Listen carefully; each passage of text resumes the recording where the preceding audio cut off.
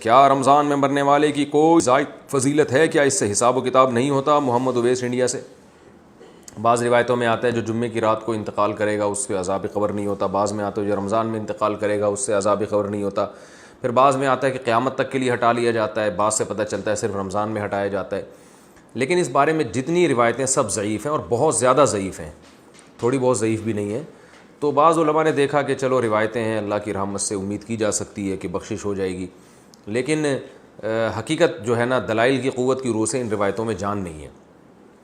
تو اس لیے جو ہے وہ اللہ تو کی رحمت سے تو دیکھیں کچھ بھی امید لگائی جا سکتی ہے، لیکن اگر ہم اللہ کی طرف منسوب کر کے کہیں اللہ کی طرف، یقینی طور پر تو اسی بات کی نسبت کی جائے گی جو اللہ کے رسول نے کہی ہے، اور جو اللہ کے رسول سے ہم تک صحیح سند کے ساتھ پہنچی ہے اس بات کی نسبت تو کی جائے گی۔ اس کے علاوہ نسبت کرنے میں جو ہے نا میری رائے تو یہ کہ احتیاط سے کام لینا چاہیے۔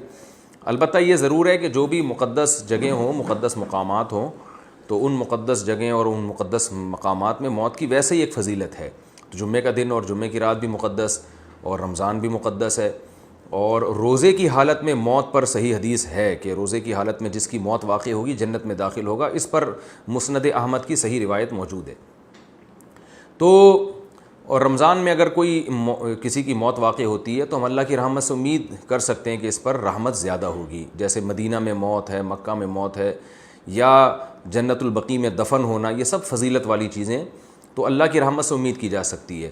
لیکن یاد رکھیں تمام احادیث کو اور قرآن کی آیات کو جمع کر کے فیصلہ کیا جاتا ہے۔ اگر ہم قرآن کی بہت ساری آیتوں کو اور احادیث کو سامنے رکھتے ہیں تو اصل بخشش کا مدار عمل پر ہے، کسی خاص ٹائم پہ مرنا یا کسی خاص حالت میں مرنا اس پر اصل مدار نہیں ہے۔ اس کی وجہ سے اللہ کی رحمت آ سکتی ہے، صغیرہ گناہ معاف ہو سکتے ہیں، کبیرہ گناہوں کے لیے قرآن میں اور احادیث میں جگہ جگہ یہی مضمون ہے کہ ان کے لیے توبہ ضروری ہے۔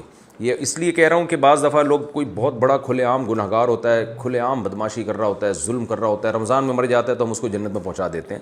اس سے کیا ہوتا ہے؟ لوگوں میں بدعملی پیدا ہوتی ہے، اور قرآن کی ان آیتوں کا انکار لازم آتا ہے جس میں اللہ نے فرمایا کہ وَذَرُوا ظَاهِرَ الْإِثْمِ وَبَاطِنَهُ، ظاہری گناہ بھی چھوڑو، چھپے ہوئے گناہ بھی چھوڑو۔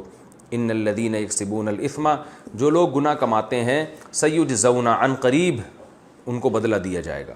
تو اللہ نے یہ نہیں کہا جو گناہ کماتے ہیں ان کو سزا ملے گی بشرطے کہ وہ شوال میں فوت ہوں یا رمضان میں نہ ہوں، ایسا کچھ نہیں ہے۔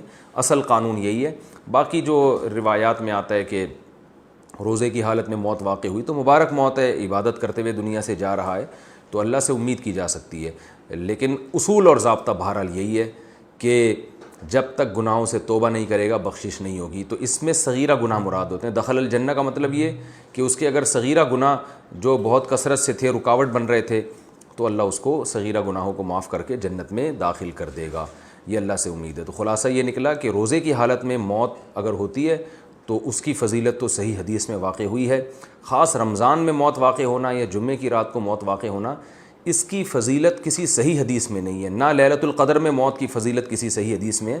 لیکن یہ ویسے شریعت میں ایک بات ثابت ہے کہ فضیلت والے دن یا فضیلت والی رات میں انتقال میں اللہ کی رحمت کی امید کی جا سکتی ہے۔ البتہ بعض علماء دوسری طرف بھی گئے ہیں، تو اختلافی مسئلہ ہے، جس عالم کی رائے زیادہ سمجھ میں آتی ہے اس کو فالو کر لینا چاہیے۔